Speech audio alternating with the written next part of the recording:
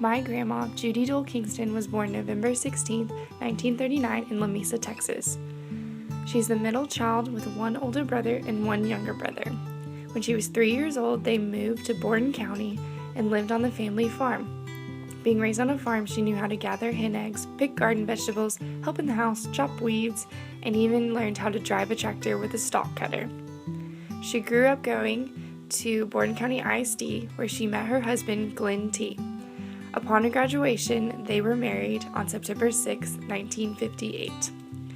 They then moved to Garden City, Texas, and raised their 3 sons, Clay, Jody, and Greg, where she was elected county treasurer for Glasscock County and served almost 3 terms.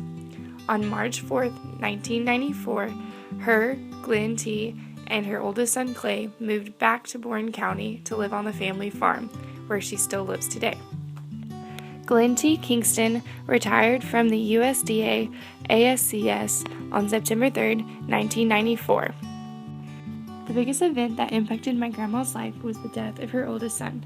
Patrick Clay Kingston was diagnosed with Duchenne muscular dystrophy when he was 5 years old.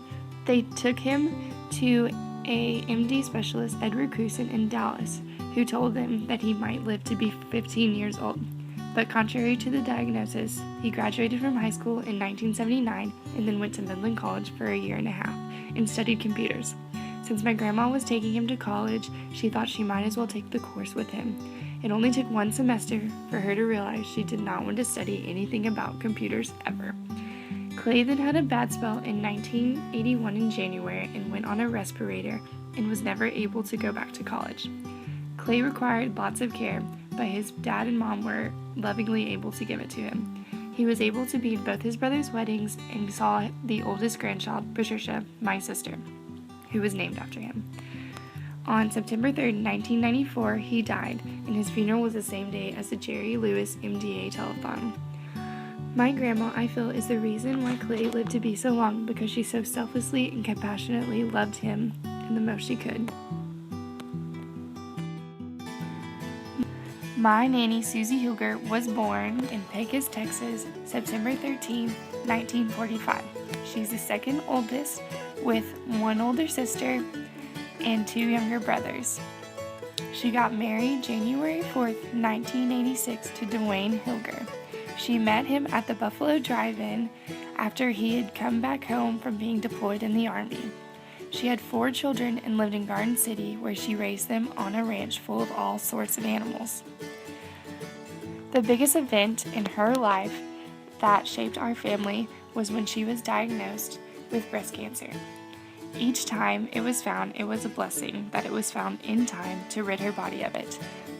In 1995, she went in for a regular mammogram. The mammogram tech overlooked the 2 cancer spots and did not send her for more tests, but her regular visit with her cancer doctor was directly after that, and she was sent for her biopsy and found the cancer, which would have been missed. The lab tech said they would use her case to try to prevent that from happening to another person at that hospital. My grandma's first 2 cancer spots were found in 1995, and exactly 20 years later, they found 2 more in her other breast. My grandma is now a 2-time survivor of breast cancer and one of the strongest women I know.